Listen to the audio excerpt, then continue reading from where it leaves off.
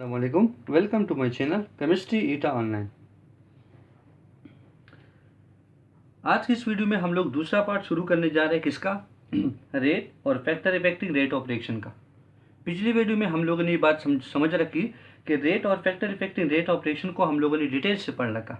अब इस वीडियो में हम लोग प्रीवियस ईटा की क्वेश्चन को सोल्व करेंगे। तो चलो स्टार्ट करते हैं बेटा। सबसे पहला क्वेश्चन हम लोग को जो ईटा 2018 का दे रखा है वो क्या है बेटा। वो कहते हैं कि higher the activation energy of reaction. तो रिएक्शन हमारे पास क्या होगा, स्लो होगा, ये फास्ट होगा, मॉडरेट होगा, या एक्टिवेशन एनर्जी का रेट ऑफ रिएक्शन के साथ लिंक नहीं है। तो देखो बेटा, ये हम लोग क्या करेंगे, फोर्थ नंबर पॉइंट की मदद से इसको आसानी से सोल्व कर सकते हैं। देखो, हम लोग ये बात समझते हैं कि रेट और एक्टिवेशन एनर्जी का जो रिलेशन है वो एक दूसरे के साथ इन्वर्स है। इसका मतलब क्या है, अगर किसी भी केमिकल रिएक्शन के लिए एक्टिवेशन एनर्जी हाई दी गई तो सिंपल बात हो गई कि रेट ऑफ रिएक्शन हमारे पास क्या होगी बेटा, वो बहुत कम, मतलब क्या होगा बेटा, स्लो होगा। तो करेक्ट आंसर क्या है, ऑप्शन ए। अब दूसरे क्वेश्चन को देखो, जो ईटा 2019 का क्वेश्चन दे रखा है वो क्या कहते हैं कि for reversible reaction the catalyst increase the speed of. अब पॉइंट बिल्कुल क्लियर है बेटा, पांचवें पॉइंट की मदद से हम इसको सोल्व कर सकते हैं। अब देखो, अगर हम लोग रेट और पॉजिटिव कैटलिस्ट की बात कर ले, पॉजिटिव कैटलिस्ट किसको बोलेगा, जो किसी केमिकल रिएक्शन के लिए उनका रेट, उनका स्पीड क्या कर दे बेटा, बढ़ा दे। यहाँ इंक्रीज दे रखा है, वो बात तो खत्म हो गई। तो रेट हमारे पास जो है बेटा वो किसको डायरेक्ट रिलेशन है, पॉजिटिव कैटलिस्ट के साथ। अगर हम लोग पॉजिटिव कैटलिस्ट डाल दें तो पॉजिटिव कैटलिस्ट के बढ़ाने की वजह से क्या होगा बेटा, हमारे पास किसी भी केमिकल रिएक्शन का रेट बढ़ेगा। अब यहाँ पर बात ये वाज़ेह करके रखी है कि जो रिएक्शन हमारे पास है दैट इज रिवर्सिबल रिएक्शन। तो रिवर्सिबल रिएक्शन हमारे पास उन रिएक्शन को बोलते हैं जो फॉरवर्ड भी प्रोसीड करता है और रिवर्स भी प्रोसीड करता है।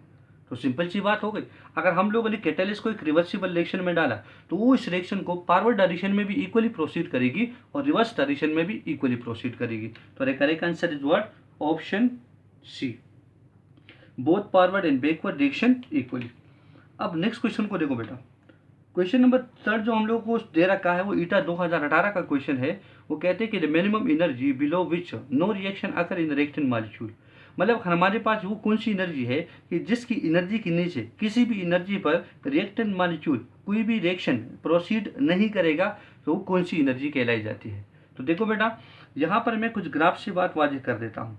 अगर हम देखते तो मीन एक रिएक्टेंट हमारे पास क्या होता है बेटा, ये प्रोडक्ट में कन्वर्ट होता है, और जब एक रिएक्टेंट प्रोडक्ट में कन्वर्ट होता है तो उनको एक एक्टिवेशन बैरियर से क्रॉस होना पड़ता है, इस पीक से क्रॉस होना पड़ेगा।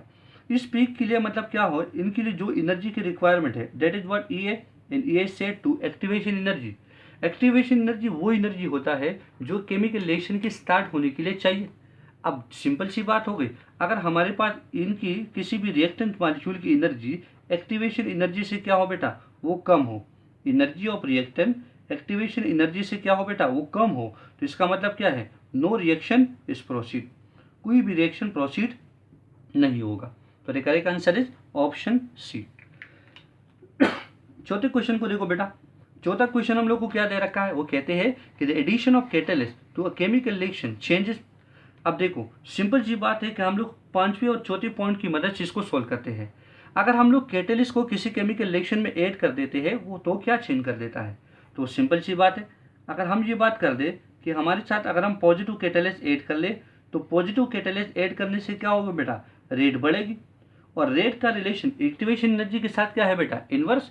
अगर रेट बढ़ गई तो ऑटोमेटिकल पॉइंट है कि एक्टिवेशन एनर्जी क्या होगी बेटा, कम। तो सीधा पॉइंट हो गया कि एक्टिवेशन एनर्जी में चेंज आया। तो correct answer is option C. अब पांचवें क्वेश्चन को देखो, पांचवा क्वेश्चन क्या दे रखा है, वो कहते हैं कि फॉर एक्सोथर्मिक रिवर्सिबल रिएक्शन। अब देखो बेटा, क्वेश्चन क्या था हमारे पास कि for exothermic reversible reaction activation energy for forward reaction depend upon.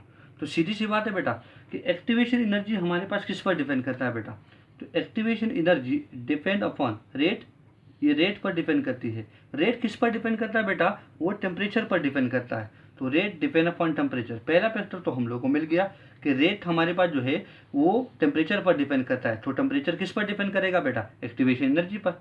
और दूसरा पॉइंट क्या है बेटा कि जो रेट है, रेट नेचर ऑफ रिएक्टेंट पर भी डिपेंड करता है। अगर हम लोग नेचर ऑफ रिएक्टेंट को चेंज कर ले, नेचर ऑफ रिएक्टेंट चेंज अगर हम नेचर ऑफ रिएक्टेंट को चेंज कर लेता है तो रेट ऑटोमेटिकली चेंज हो जाता है। तो दो बातें हम लोगों को मिल गई, एक हमारे पास क्या है कि नेचर ऑफ रिएक्टेंट, और दूसरा हमारे पास क्या है बेटा, टेम्परेचर। तो the correct answer is what, option D, both A and B. तो उम्मीद है आप लोगों को वीडियो अच्छी लगी होगी। Thank you for watching my video. अल्लाह हाफिज़।